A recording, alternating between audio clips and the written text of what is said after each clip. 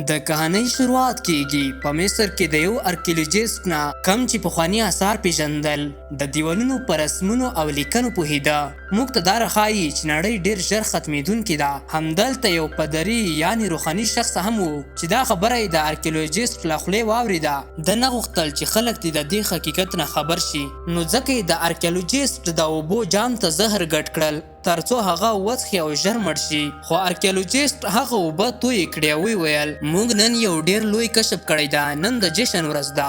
د خپل معاون ته وویل لاړ شه شیمپین راوړه. همدغه ورځ وه چې د پیرمیډونو ترمنځ یوه لویه الیاني بیړۍ ښکته شوه. له دې کښتۍ څخه ستر روبوټ ایلانیا راووته.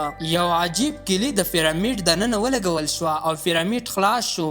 ارکیولوژیست چې هلته ولاړ و دا ټول حیرانونکي حالات یې ولیدل او شکمن شو. یو ایلن راغی او په یوه شیبه کې یې بېهوښه کړ. کله چې ایلن دننه لاړ په هوا کې 4 کاڼي وخوځېدې. دا 4 کاڼي د 4 بېلابېلو عنصرونو نمایندګي کوله: هوا، اوبه، ځمکه او اور. او 5م عنصر د دې 4 کاڼو په منځ کې ایښودل شوی و. خو د 5م عنصر څه و اخر تر اوسه په دې څوک نه پوهېده. پادري ایلن ته وایي ته نشې کولی دا عنصر له ځان سره یوسې. که دغه عنصر له دې نړۍ نه ووځي نو نړۍ به تباه شي. خو ایلن ځواب ورکړ موږ به دا عنصر په خپله وساتو، که موږ یې ونه ساتو نو دښمن به راشي او له ځمکې به یې یوسي. ایلن دا هم وایي کله چې ځمکه دې عنصرو ته اړتیا ولري بیا به موږ دا بیرته ځمکې ته راوړو. په دې وخت کې ارکیولوژیست معاون چې هلته حاضر و د دې ټولو حالاتو لیدو نه وډار شو. هغه یوه ګولۍ د ایلن خواته ګوزار کړه. په ګولۍ باندې ایلن ونه لګېده خو پیرمیډ یې وویشت او همدا و چې پیرمیډ بندېدل پیل کړل.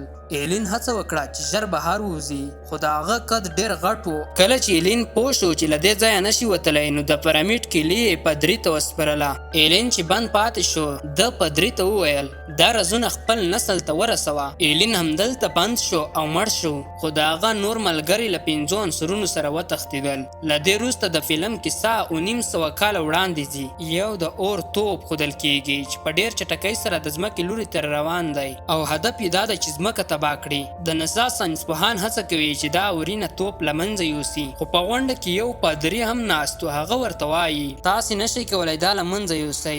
د ځمکې د ژغورلو لپاره ژر به ځمکې ته داسې ایلانیان راشي چې 5 عنصر ورسره دي او همدا عنصر به دنیا وژغوري. خو دلته د نړۍ پاچا د دې پادري خبره نه مني نو ځکه دی خپل کوچنی فضایي بیړۍ د هغه اورتوپ خواته لیږي ترڅو پوه شي چې دا څه شی دی. یوه بیړۍ ده که یو څه موجود دی. که دا یو الیاني بیړۍ وي نو دوی به هڅه کوي چې رابطه ورسره وکړي. خو دا اورینه توپ دومره ګرم و چې د انسان فضایي بیړۍ ونه شو کولی نږدې لاړه شي. وروسته د پاچا پریکړه کوي چې د اورتوپ باید ویجاړ کړل شي. په توپ باندې کوچني راکټونه توغوي خو دا توپ نه ماتیږي نه غورځېږي بلکې لا پسې غټېږي. په حقیقت کې دا اور توپ د انسان فضایي بیړۍ خله ننوځ بیخي او له منځه یې وړي. پاچا او د نسا ساینسپوهان دا منظره ویني او ډېر سخت ویریږي. په همدې وخت کې موږ ته بله فضایي بیړۍ ښودل کیږي چې د ځمکې لوري ته روانه ده. په دې بیړۍ کې همغه ایلانیان دي چې موږ ته 950 کاله وړاندې ښودل شوي وو. ځکه دوی پوهیږي چې د ځمکې لپاره ستر خطر نږدې دی نو ځکه دوی غواړي چې 5 عنصر بیرته ځمکې ته راولي. مګر مخکې له دې چې دوی ځمکې ته ورسي